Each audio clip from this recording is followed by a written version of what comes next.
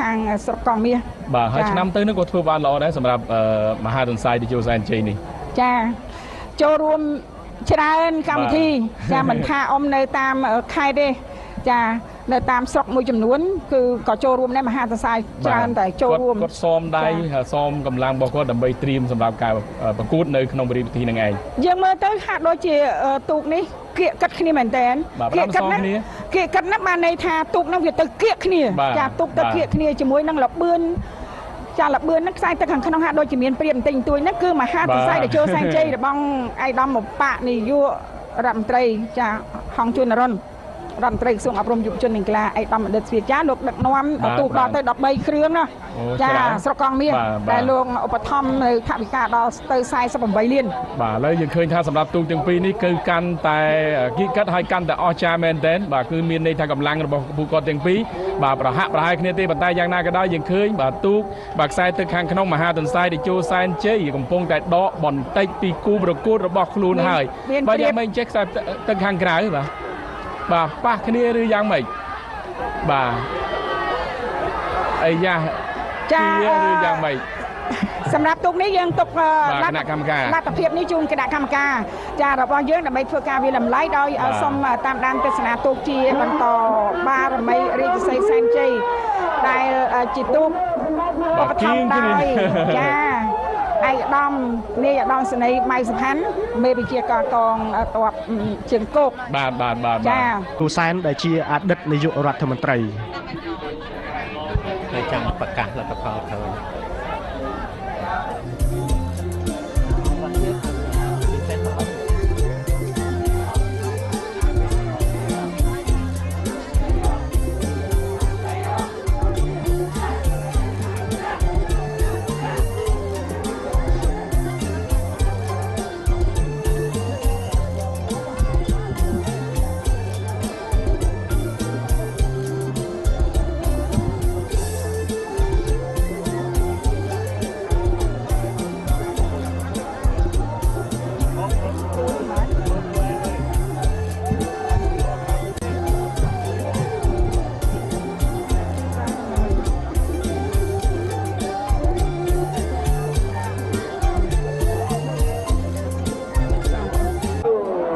ពីព្រឹករហូតមកដល់ស្មើនេះចាបាទហើយបាទគូទី143បាញ់មិញនេះបានទៅដឹងលទ្ធផលហើយសម្ដេចវិបុលបញ្ញាបារមីមានជ័យជាអ្នកទទួលបានជ័យជំនះចំណែកទូកទី144ខ្សែទឹកខាងក្នុងសាលីដេតតេជោសែនជ័យសេរីមន្ទីរដែកបាទរបស់ស្រុកឃុំមន្ទីរដែកស្រុកភៀនស្វាយខេត្តកណ្ដាលទទួលបានការឧបត្ថម្ភពីវិជាធិការវត្តប៉ាន់មនីឧត្តមនិងលោកពៅសាលីដេតនិងលោកជំទាវខ្សែទឹកខាងក្រៅមហាទន្សាយតេជោសែនជ័យរបស់ឯកឧត្តមបណ្ឌិតសភាចាហងជួននរុនបកនាយករដ្ឋមន្ត្រីក្រសួងអប់រំយុវជននិងកីឡាឃើញថាដាច់ហើយមហាទន្សាយតេជោសែនជ័យបាទមកពីខាងវត្តគុជវណ្ណារាមចាឃុំបារាយស្រុកកងមាសកំពង់ចាមបាទឥឡូវឃើញថាដាច់ឆ្ងាយពីគូប្រកួតរបស់ខ្លួនចាដាច់ទៅលើសាលីដេតេជោសែនជ័យសេរីមន្ទីរដែករបស់គ្រូចៅអធិការវត្តចាព្រានាមប៉ាន់មនីឧត្តមបាទអញ្ចឹងឃើញថាពេលនេះមហាទន្សាយមកដល់ទីព្រ័ត្រមុនគូប្រកួតហើយម្ដងដាច់ចាបាទចំណែកគូបន្តទៀតនេះដែលចិត្តចាប់យកកងពន្ធទី2ហើយដែរនោះបាទ145សុវណ្ណរាជសីបារមីបន្ទាយមហានគររបស់ឯកឧត្តមដិតទីណានិងរដ្ឋបាលខេត្តបន្ទាយមានជ័យចាទឹកខាងក្នុងមហាទន្សាយតេជោសែនជ័យបាទរបស់ស្រុកកងមាសដែលទទួលបានការឧបត្ថម្ភពីអាដាមបណ្ឌិតសភាចាហងជួននរុនឧបនាយករដ្ឋមន្ត្រីក្រសួងអប់រំយុវជននិងកីឡាចំណែកគូប្រកួតនៅខ្សែទឹកខាងក្រៅនោះសាលីដេតតេជោសែនជ័យសេរីមន្ទីរដែកចារបស់គ្រូចៅអធិការវត្តប៉ាន់មនីឧត្តមនិងលោកពៅសាលីដេតលោកជំទាវផ្ទាល់តែម្ដងខ្សែទឹកក្នុងលឿនណាចាមហាទន្សាយតេជោសែនជ័យនេះមហាទន្សាយបាទកាលពីម្សិលមិញបាទជើងទី1បាទនិយាយរួមមានអ្នកគ្រប់គ្រងច្រើនណាស់មហាទន្សាយបាទមហាទន្សាយបាទគឺអ្នកល្បីល្បាញដោយសារតែឆ្នាំចាស់ បាទឆ្នាំទៅហ្នឹងគឺធ្វើបានល្អមែនតើឥ ឡូវនេះគូទី146ចាបាទគូទី146នេះខ្សែទឹកខាងក្នុងមហាធិបតីរស្មីជ្រៃមាសបានជ័យរបស់ខេត្តកញ្ចេះគឺទទួលបានជ័យជំនះសម្រាប់ជើងទី1ដោយសារថាយើងឃើញថាមក3ទូកទន្ទឹមគ្នាគណៈដែលដៃគូរបស់គូទី73សវណ្ណគុជសានហ្នឹងគាត់នាំមុខដាច់បាទឥឡូវយើងបន្តទៅគូក្រោយមួយទៀតបាទបន្តបន្ទាប់តាមលេខរៀងល្អណាស់បាទការចេញរបស់គណៈកម្មការបច្ចេកទេសបាទចេញដំណើរមហាទុនសាយ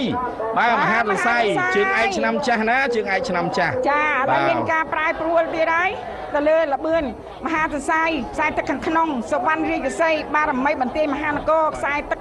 ខាងក្រៅកំពុងចាញ់ព្រៀបមែនទែនមហាទុនសាយដែលចូលសែនជ័យមកពីវត្តគុជវណ្ណារាមចាឃុំបារាយស្រុកកងមាសជាការទទួលបានការឧបត្ថម្ភពីសំណាក់ឯកឧត្តមបណ្ឌិតស្ភីចាហុងជួននរណឧបនាយករដ្ឋមន្ត្រី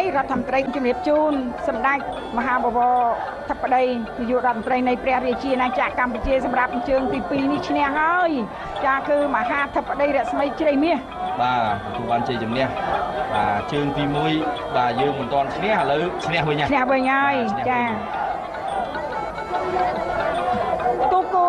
ទី75ឥឡូវនេះបានចាត់ទន្ទឹមនឹងកងពាន់ទី1ហើយមហាទន្សាយតេជោសែនជ័យដែលជាទូកល្បីចាឧបត្ថម្ភដោយឯកឧត្តមបណ្ឌិតសភាចាហុងជួននរណឧបនាយករដ្ឋមន្ត្រីក្រសួងអប់រំយុវជននិងកីឡាមកពីវត្តគុជវណ្ណារាមឃុំបារាយស្រុកកងមាសបាទបារាយកងមាសបាទបារាយកងមាសបងឡុងបាទដឹកនាំទូកបងឡុងបាទអៀនមីងឡុងអរគុណដល់បងបាទឥឡូវយើងឃើញហើយបាទដូរទៅខ្សែទឹកខាងក្រៅលទ្ធផលល្អដដែលទេនៅតែនាំមុខទៅលើសវណ្ណរាជសីបារមីបន្ទាយមហានគររបស់ឯកឧត្តមដិតទីណាចារដ្ឋមន្ត្រីក្រសួងកសិកម្មរុក្ខាប្រមាញ់និងនេសាទដែលឯកឧត្តមលោកដឹកនាំរួមជាមួយនឹងរដ្ឋបាលខេត្តបន្ទាយមានជ័យចាសូមគោរពអរគុណឯកឧត្តមអភិបាលនៃគណៈអភិបាលខេត្តបន្ទាយមានជ័យចាឥឡូវនេះឃើញហើយបាទសម្ព័ន្ធភាពជាមួយប្រែប្រួលទេចានៅតែលយដដែលប៉ុន្តែបើនិយាយពីសម្ព័ន្ធភាពវិញស្រស់ដូចគ្នាសម្ព័ន្ធភាពវិញស្រស់ដូចគ្នាតកាលដូចគ្នាបងប្អូនអើយចាមើលទៅគួរឲ្យតាក់ទាញដូចគ្នាប៉ុន្តែបើនិយាយពីលបឿនវិញដាច់ហើយចាមហាទន្សាយតេជោសែនជ័យចាប់ផ្ដើមដាច់ហើយឯឧត្តមបណ្ឌិតសភាចាហុងជួននរណឧបនាយករដ្ឋមន្ត្រីចាឈ្នះជាជើងទី2បាទឈ្នះជើងទី2ជាបន្តបាទឥឡូវយើងឃើញហើយបាទបន្តពីឈ្នះបានណាបងប្អូនថាធ្វើបានល្អបងប្អូនយើងថាអញ្ចឹងថាមិនក៏ហ៊ានថាមកដល់ពេលនេះហើយដាច់របៀបនេះហើយគឺឈ្នះហើយចាណាមួយសិតតែទូកខ្លាំងហើយបាទយើងសិតដឹងថាទូកកម្រិតណាបាទបច្ចេកទេសរបស់ពួកគាត់ចាសូមចាប់បន្តគូទី76ពោអណ្ដែតធិបតីសែនជ័យរបស់សម្ដេចមហាបវរធិបតីហ៊ុនម៉ាណែតបានបដូរទៅនៅខ្សែទឹកខាងក្រៅវិញម្ដងហើយខណៈពេលដែលកំពុងតែប្រកិច្ចជាមួយនឹងដូនពេញសែនជ័យរបស់សម្ដេចតេជោនិងសម្ដេចគតិព្រឹទ្ធបណ្ឌិតប៊ុនរនីហ៊ុនសែនល្អមើលណាបងប្អូនហើយទូ